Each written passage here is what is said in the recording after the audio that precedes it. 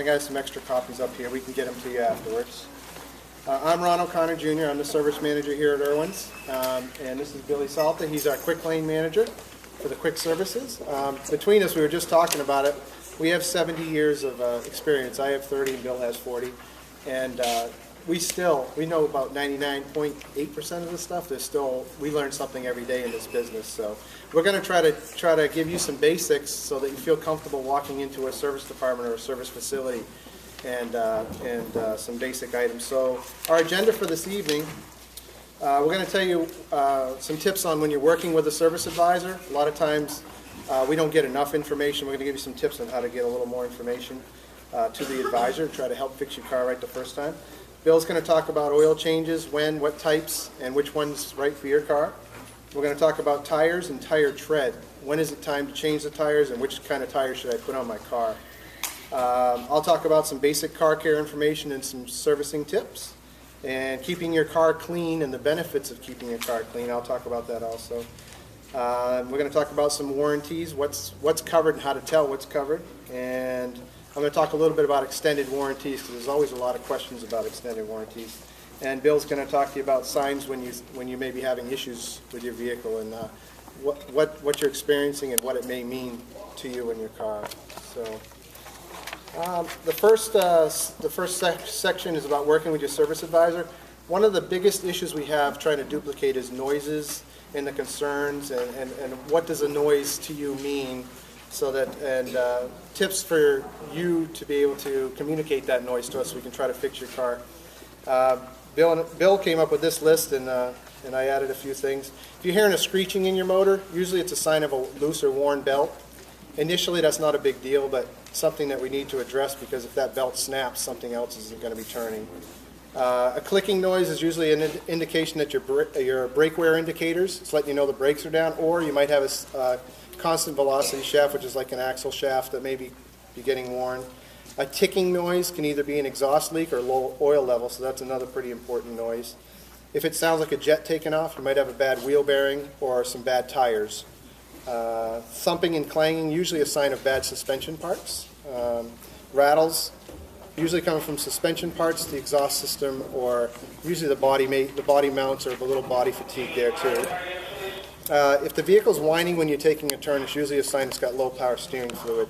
Somebody may try to sell you a big expensive steering rack. It's not always the case. It might just be low on fluid. And we had a little funny one at the bottom. If it sounds like there's a ball rolling around, there's probably a ball rolling around when you're trying to do something. Believe it or not, I had a customer that had that. My son plays baseball, and I'm sure there's a ball in there, but I can't find it. We search and search and found a baseball rolling around. That's exactly what it was. So, one of the big concerns, people think you just come in and you tell the guy a few little things and you walk away and he's going to be able to figure it out because he's a mechanic. But it is definitely okay to ask questions or seek more information while you're standing at the service desk. The more information you give us or we can get from you, the better chance we can fix that vehicle right the first time. If it's a cloudy situation or you can only duplicate it yourself while driving, ask to speak directly to a technician or go for a road test with a technician. I put him or her because we do have female technicians that have worked from us from time to time. This usually will lead to a better understanding of the concern. One of my favorites is when somebody creates an email or a Word document or even a handwritten note, the old-fashioned way of doing things, handwritten notes, describing the concern with great detail. Even if it's just saying, it sounds like a tin can crunching. I mean, that to me is a perfect description of something. Even if you're going to be showing up in person and talking to somebody, having that handwritten email or note or Word document and handing it to them, make sure two things. I use it as a checklist, we all do, to make sure we get all your concerns onto the repair order. But it also gives us a better communication because sometimes that service writer might have 2 or 3 people waiting for him and he's only catching the key words you're saying and not all the little fine detail. So it definitely helps out. No question you ask is too silly or too unimportant in helping that service writer understand your concern. And there's no such thing as too much information for a service writer. A lot of people come in and they say, I found this on the internet, or my friend told me this is really common in a vehicle. Sometimes what that can actually do is 2 things. Everything on the internet isn't always 100% right, but sometimes it is. And the other thing is it leads that technician down a path where he might not have gone if you hadn't brought up that thing you Googled on the internet or somebody told you about. So oftentimes it's better to tell us what's going on. We have diagnostic procedures we go through. I also attached on the back, I have 6 copies, you actually have 3. They're two-sided on your copies, but depending on what type of, like this particular first one is an automatic transmission. If you're having a concern with your transmission, take a photocopy of this. There's questions. What's the problem? When does it occur? It occurs rarely. Are there any warning lights on? A lot of the stuff that's on these individual sheets actually helps us and aids us and quickens up the diagnostic of the vehicle. So there's 6 different ones for cooling system, noises, electrical concerns, and drivability is a fancy word for it isn't running right. So if you hear the word drivability, it just means the vehicle's not running right. It might be bucking, skipping, check engine lights on, not running as smooth as it used to. We're going to do a question and answer session at the end, so I'm actually going to proceed on to the next topic, which is oil changes. And oil changes and tires are 2 of Bill's specialties, so he's going to start with those 2 sections there. Been doing it for a long time. On oil changes, there's 3 different types of oils: conventional oil, semi-synthetic, which is a combination of conventional oil and full synthetic oil, and then there's the full synthetic oil. Oil is like the blood of the vehicle. If something gets contaminated with it, just like in the human body, something goes wrong because you have a disease with your blood. Same thing happens with car oil. Really important to get that changed on a regular basis. It'll make your cars, last a whole lot longer. You've probably all seen the ads on TV with a Toyota that's got 400,000 miles. I can guarantee you that car got its oil changed every 3,000 to 5,000 miles. Otherwise, it wouldn't still be on the road. Your oil. Your car is designed for certain types of oils. It should never go down from the type of oil that comes in. So if your car comes with synthetic oil, full synthetic, you should always stay with that full synthetic oil. The benefits of full synthetic, it's going to give you better fuel economy, longer intervals between changes. It's 10,000 miles between oil changes, where the other 2 are basically 5,000 miles or less. And it's more environmentally friendly because it actually doesn't have much oil in it. It's all man-made synthetic compounds. On your maintenance, on your owner's manual, it'll tell you, when to have the oil changes done. It'll give you a severe application, which is going to be more often. A severe application, normally you're only going to have that if you're towing something that's designed more for trucks, where you're towing a heavy vehicle all the time. Normal cars, you're just going to go for the normal maintenance. The oil changes, when we do them, we'll put an oil sticker up in your window. It'll show you the mileage interval when your next oil change is due. On the next page, it talks about an oil filter.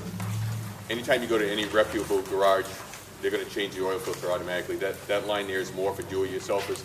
A lot of do-it-yourselfers think, well, I'm just going to change the oil. I don't have to do my filter. But the filter grabs all the contaminants that are going through that oil, and it stores them in it. So if that filter gets full of contaminants and you're running clean oil through it, all of a sudden you're running dirty oil. So you always have to have that done. Whenever you come into Irwin's or a Quick Lane, you get a multi-point inspection. We go through everything. We check all your fluid levels and top them off. We check your tires. We check suspension. It's basically like a full vehicle check over.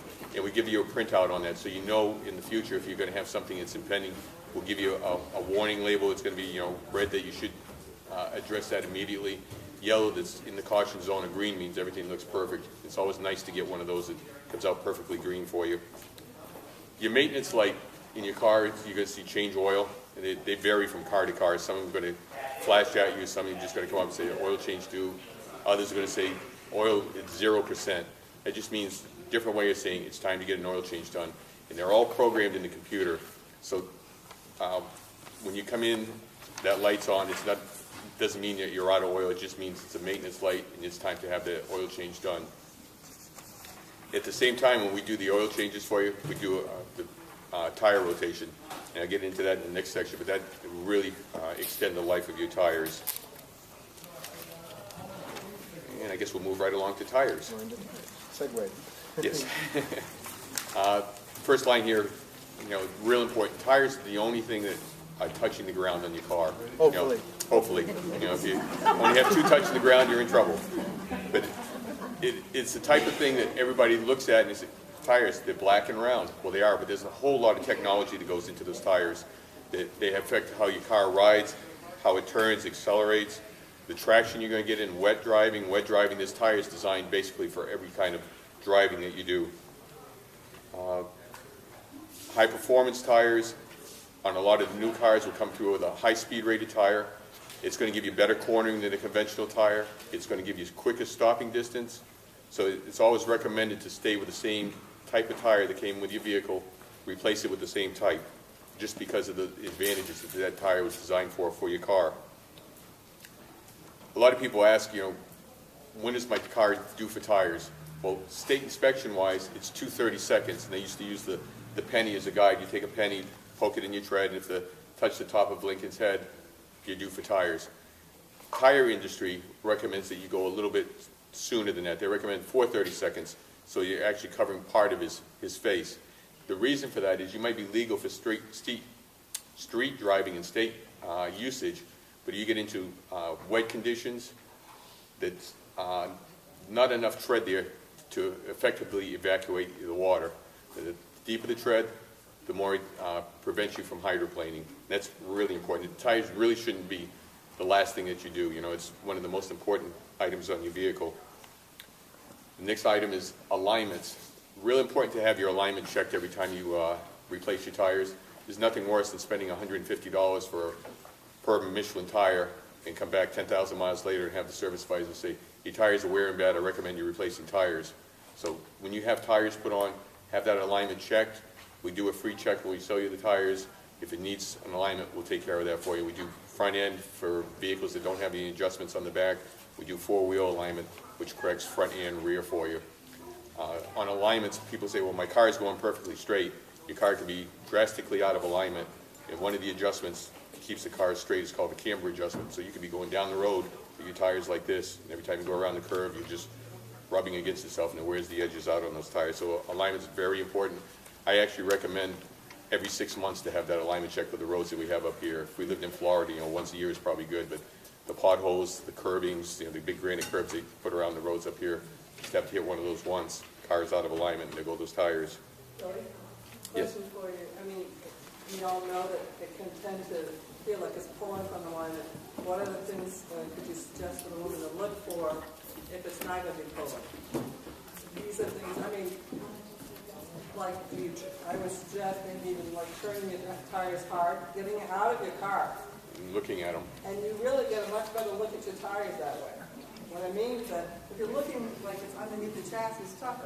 If you turn your wheel hard, you're going to get a really good look on one side. If you turn the other side, then you're going to see whether or not, because I get surprised when you talk to me about these cars. I thought the tread was good. But, it could have been that someone overinflated the tires and the wear is much greater in the center. Because they're too inflated, they're wearing in the center. Now your wear bar is right there in the center, but they look good on the edge. So I would say a good suggestion would be, besides knowing that they're going to check the alignment. A very good point. And the other way of telling is actually you're going to get your hand dirty, but you take your hand and just rub it on the tire. And if your hand runs smoothly both ways, then your tire is most likely wearing good. If your hand goes like this and you feel some feathering, your hand goes up and down, it means that tire is starting to wear irregularly, and you're going to need to have that rotated and aligned, or depending on the severity of the wear pattern. If something doesn't look right, you can stop by anytime. We can check them for you. Either at the quick lane or over here. Takes us 2 seconds. 2 seconds, right, for us to walk out. Literally. So if something doesn't look quite right, just stop by. We'll help you out for sure. And the last item on here is, next to last, air pressure is really important. It used to be more important than it is nowadays because almost from the last, I think it was probably the last 8 years, American cars started coming out with tire pressure sensor monitors, and it had comes up on your dash, low tire pressure, gives you a little symbol with a tire, like a smiley face, turn sideways, and an exclamation point. That means that one of your tires or all of your tires are low on air. So the most important thing for you to do is to check right off to make sure you don't have a tire that's going flat. If they all look good to you, come into us without putting air into it, because it's a lot easier for us to find which tire it is that's down. If it looks drastically down, then you definitely want to put air into it and bring it into us again, and we'll check it. Older cars don't have that capability of telling you you're low on air pressure. So if you have an older vehicle along with your newer vehicle, it's something you just have to visually check. And you can tell when you're driving that all of a sudden I'm swaying side to side. My steering feels a lot harder than it used to, because that low tire will cause a lot of adverse steering problems for you. So it's easy to notice. And the last item on keeping your tires longevity is to get those tires rotated every 5,000 miles. You buy your tires from us, Irwin's, Quick Lane, Hyundai, we rotate them free of charge for you for the life of the tire. And I can't tell you how long that'll prolong the life of your tires. Especially with front-wheel drive cars, you don't rotate those front-wheel drive tires. The front ones wear out in about 15,000 miles, the back tires look brand new. Yes? What's the best item to use to check the tire pressure? The very best is the digital air gauge. Just pop it in. There's no variance on air pressure. It works really good. You can buy a $3 one at the parts stores, which is the old conventional type. You push it on, and it actually has the air pressure. It pushes the numbers out. But if you're like me, those numbers are real small, hard to read, and if I get it lined up right, and sometimes it slides back in. You can't tell where it was. Sometimes they stick. Billy, I don't know that everybody heard that question. Okay. The question was, what's the best tool to check your air pressure with? And that's where I said the digital one they sell in the parts stores is probably the very best one. The old conventional one works good if you still have good eyesight, unlike myself. And the big thing is just to check them. Or you just stick it in the... You take off your tire has a valve stem that sticks out. You unscrew the cap on it, and you just put it right on the end, no matter which one you use, and it will read out the digital. Just pops it right up with a number on it with the air pressure. And your air pressure on your door jamb, if you open up the driver's side car door, it's going to list your tire size on the door jamb, and it'll also list the cold air pressure. So that leads into something else that I didn't mention, but your air pressures, you should always check those cold. After you've been driving for probably 10 or 15 minutes, it's going to build up heat, and it's going to throw the air off. So you don't ever want to go, oh, my tire's over, drop it down, because as soon as it settles, it's going to change that pressure. Also, in cold temperatures, it will drop down. That's why a lot of times you won't see that tire pressure light come on until the weather drops down. Every 10 degrees will affect the poundage. So if you get really cold weather, all of a sudden everybody's lights are going off. And you can always stop by to see us too, again. I mean, that's what we're here for. It's part of what we do every day. So stop by if you don't feel comfortable doing it yourself, and we'll check them for you. I know I'm talking a lot on these tire Okay. items, but It's the important part. that's what I know. All-season tires, winter tires. A lot of people try running all-season tires, especially like this winter. Didn't get much snow. Well, even though you don't get much snow, as the temperature drops, you get closer to 32 degrees. It's actually, I think they say 36 degrees. Your conventional all-season tires, the rubber gets extremely hard. And the colder it gets, the harder it gets. That affects your stopping ability on wet roads. It affects it on icy roads. So even though you don't get any snow, there's still winter conditions out there. So instead of being called snow tires, we like to refer to them as winter tires, because that affects how they perform when the temperatures drop. So that winter tire has a lot of siping in it, makes it grip no matter what the road conditions are. It cleans itself out if you're in snowy conditions. An all-season tire doesn't have those benefits. Okay, it's designed more for wet and dry traction at warmer temperatures. So safety-wise, I'd always have snow tires put on. I put them on my wife's car. I put them on my children's cars. It's just, peace of mind. You want that extra stopping distance that the snow tire will give you in any kind of conditions out there. I know they are noisier, but that's the one drawback. It will use a little more gas, but safety-wise, I'm all for it. Again, other types of tires, we have premium tires. The more expensive tires are going to have benefits to them. Most of the time it's going to be a lower rolling resistance, which is going to help your gas mileage. It's going to give you better fuel economy. Same thing, sorry. It'll give you longer wear, and usually those premium tires are going to have better warranties on it for the mileage. Our sales plug right now, if you need tires, we'll meet or beat anybody's price. You also get our 5% owner's advantage kickback that you can use toward a future purchase on anything. And we always have rebates going through Ford. Ford is just incredible on the rebates they offer on all different brands of tires. Any major brand tire, you can almost say from month to month there's going to be some rebate going on a premium, good, great, all-season, winter, whatever tire you're looking for, SUV tire. So it's just the best place there is to buy tires, and this comes from somebody that used to compete against Ford and hated it, but now I love them. Could I, while you're on tires, somebody I know has studs. Yep. Studs will, the benefit of studs is helping you stop on icy conditions. All right? They do not help, they actually increase the stopping distance on dry pavement, But on icy conditions, I think it was 35 miles an hour, it'll stop you about 25 to 30% sooner. So depending on the roads you live on, like if you have a steep driveway and always ices up, the studs will get you up that driveway without any problem. It'll stop you coming down. You get on a dry pavement in March where there's no snow on the ground, you have to do a panic stop. You're probably going to slide a little bit further. You're next. Okay. Talking about tires, there you go. We often have the promotions that Bill was talking about. Right now, there's actually a $100 promotion, plus another $50 if you put it on a Ford credit card. But $1 for every tire in the month of April, we're actually donating to the Lakes Regional Lacrosse Club towards a defibrillator for them. It's a big thing in youth sports now. So we always try to do something for the community. We've helped the Little League out in the past and all kinds of other stuff. But I give everybody a copy of that. Doesn't matter what kind of car it is. And like I said, I left you Bill's phone number on the bottom of that last page, and I consider him the #1 tire expert and source in the Lakes region.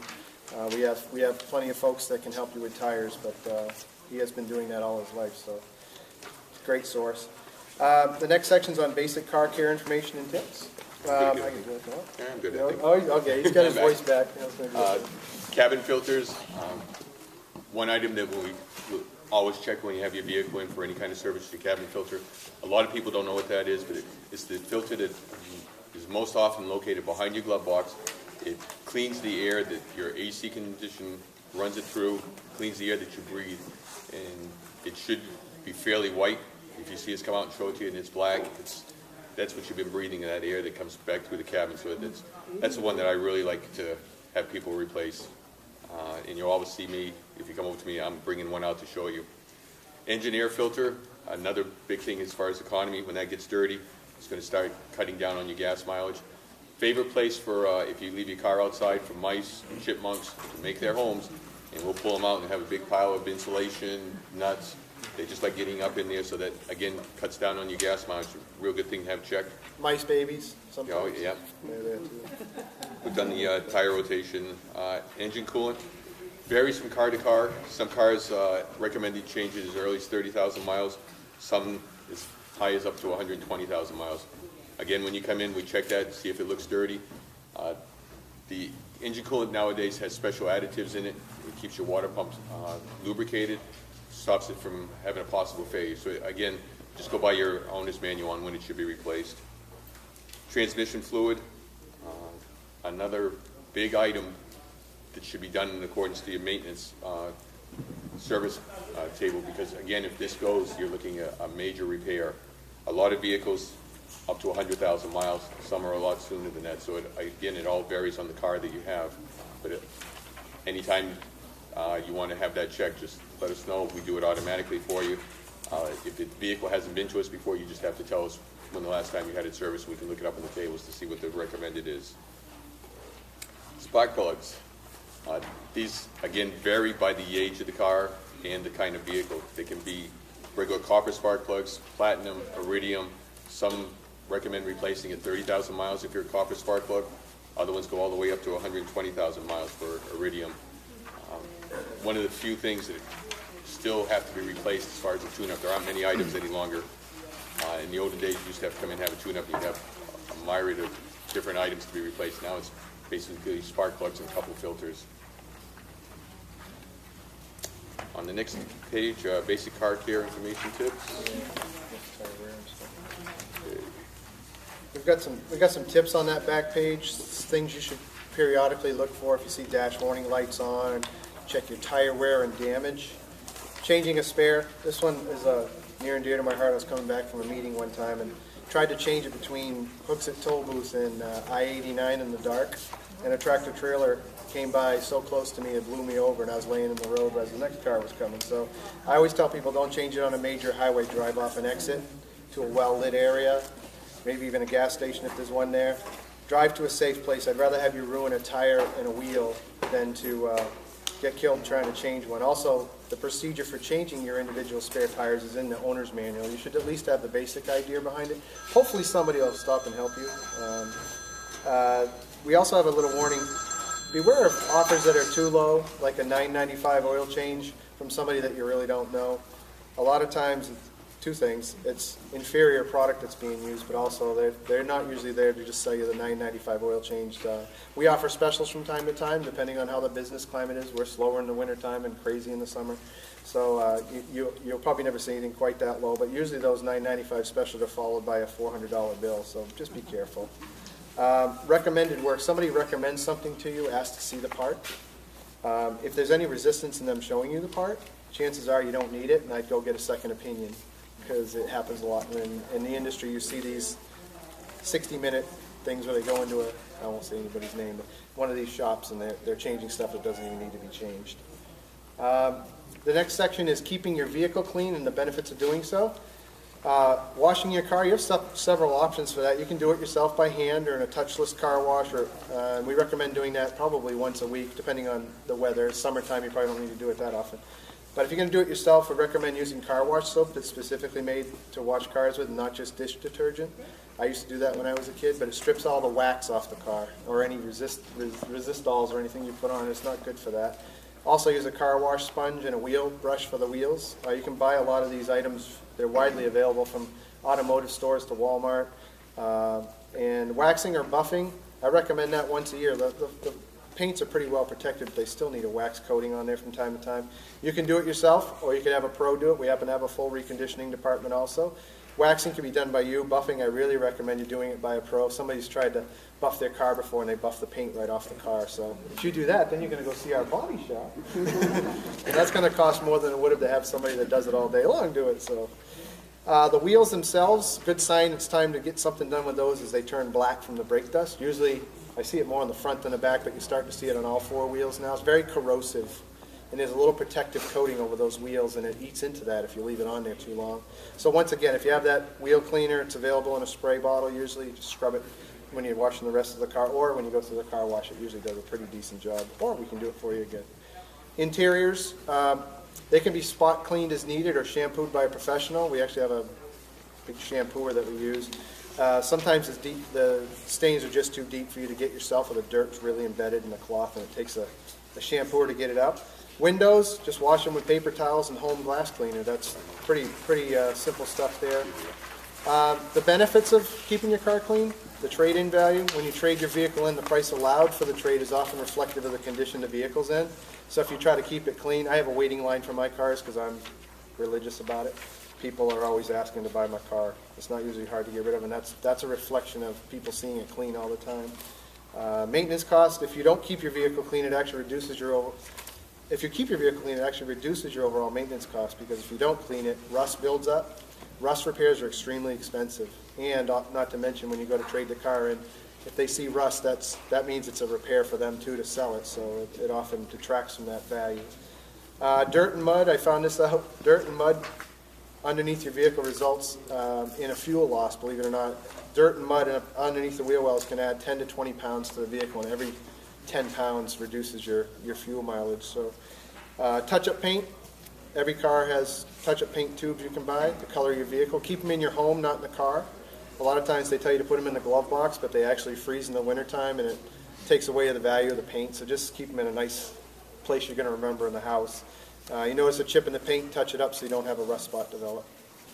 Can you get those? Can you get those here? We have to give the. We can get them here, yeah. If you have a Toyota or Ford, or at the other store a Hyundai, the manufacturer of the car is usually the one that sells it. So if you have another type of vehicle, like a Chevy or something, you can get them online. You can get them at a Chevy store. But it's the key is to get the exact color of your car, because nothing's worse than seeing a bunch of little tiny dots and it's pink when it's supposed to be a bright red. So, it actually detracts from it. We have some warranty slides in there, and I'll let you guys read those. I knew we were going to. Bill and I we could go on for hours doing this stuff, but we're going to spell the whole night off of it. So Bill's going to go over quickly to do that part. Okay. Oh, you think we? Yeah, a few more minutes. Yeah, that's okay. okay. We're That's trying okay. to keep everybody on schedule. Just real quick, some signs that your vehicle is having issues. Probably everybody's experienced it when you're driving along, coming down the hill, all of a sudden your brake pedal is starting to pulse at you. It means your brake rotors, the part that your brake disc clamp down on, are getting out around, and either they have to be replaced or they have to be machined, one or the other, to smooth them up. It's not a safety issue, but it can result in one because you're not going to get the full braking power if you have to do a panic stop coming downhill, so it's definitely recommended to have them replaced. A pull when you're braking, if you're just going down the road, it starts pulling hard to one side or the other, it means you have most likely a caliper that's hanging up on one side and it's drawing you over to the line of traffic or the other way. Dash warning lights. You're going to have them a couple different colors. One's going to be yellow, which means it's not an immediate concern, like the tire pressure light most of the time, or they're red. Red ones, most of the time it's going to be a check engine light or some other item that comes on. I always tell people if it's a check engine light, nothing really to be concerned about. It's emission related, so you get time to call up to the service facility, get yourself in and check it. If it's a weird one that comes on there, then you should pull over, check in your owner's manual what that symbol means. And if you're concerned about it, just give us a call and we can tell you whether it's safe to drive it in. But again, check engine lights, usually not a concern. You get time to get them fixed. Noises that are new or unfamiliar, pay attention to the noise. Just so that if it sounds something different, it probably means there's something going wrong and you should have it taken care of. If you smell something, I know my wife care less about anything in the car, but as soon as she smells something strange, I'm the first one to hear about it, but that's good because it could be a fluid leaking, could be a brake that's hanging up, burning smell. So always look out for that early detection, like we say in here, because that can save you money because you're not having the big expense, you're getting it before something really badly happens. Basically, the other items are self-explanatory. Yep.